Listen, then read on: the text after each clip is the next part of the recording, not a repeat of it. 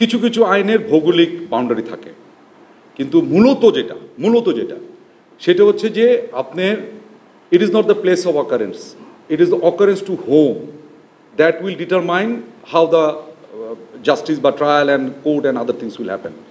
আমাদের এখানে ক্যান্টনমেন্টে এরিয়ার ভিতরে আপনারা দেখবেন এটা বলে আল্লাহ মসজিদ এরিয়া, 1 2 3 4 8টা রাস্তা আছে, 8টা রাস্তাতে অনেক সিভিলিয়ান বসবাস করে।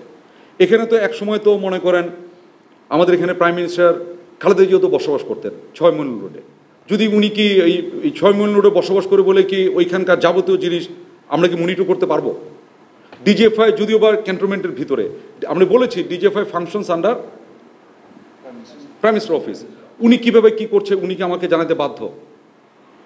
আমি আপনাকে এখনই বলি, আমি এই মুহূর্তে মেজর জেনারেল র্যাঙ্কে যদি ডিজিএফআইতে যেতে চাই আমার একটা প্রায়র অ্যাপয়েন্টমেন্ট দরকার পড়বে, এবং যাওয়ার আগে আমার মোবাইল টোবাইল ইত্যাদি রেখে আমাকে একজন সঙ্গী একজন দিয়ে দিবে, তাকে নিয়ে হাঁটতে হাঁটতে আমার ঠিক নির্দিষ্ট যে রুমে যাওয়ার কথা ঠিক সেই রুমে যেতে পারবো।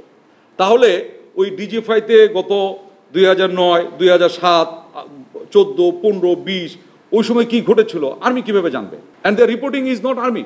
যদি আমি ওই অপরাধ যেটা হয়েছে ওইটা যদি না জানতে পারি তাহলে আমি কিভাবে ওটার বিচার আমি করতে পারি? এই জন্য আমি বলছি যে যখন কমিশন কাজ করছে we gave them full support, you can talk to the commission. আমরা যখন যেভাবে তারা চেয়েছে আমাদের যতটুকু সম্ভব, বরিশালে অফিসার আছে তাকে চেয়েছে আগামীকাল সকাল 9টার ভিতরে, ওভারনাইট সে চলে আসছে, এসে কমিশনে গেছে হাজিরা দিতে। এই ইন্টেলিজেন্স নিয়ে আপনাদের অনেক কথা শোনেন না?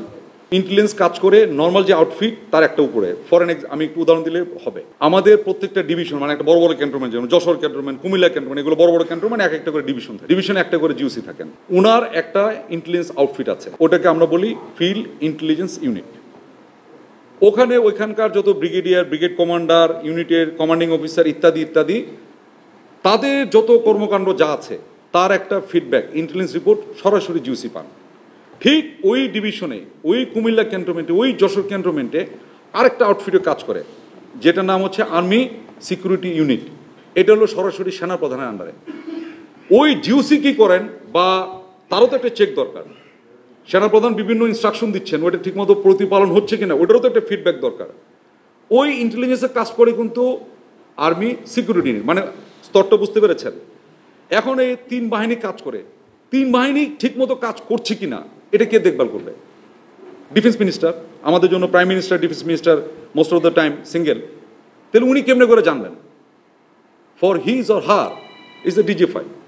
তার মানে আপনি বুঝতেছেন যে আমাকে সুপারভাইজ করবে যে whether I am doing the correct job or not, সে তো আমার আন্ডারে না। পরিষ্কার ইন্টেলিজেন্স এইভাবে সাজানো থাকে।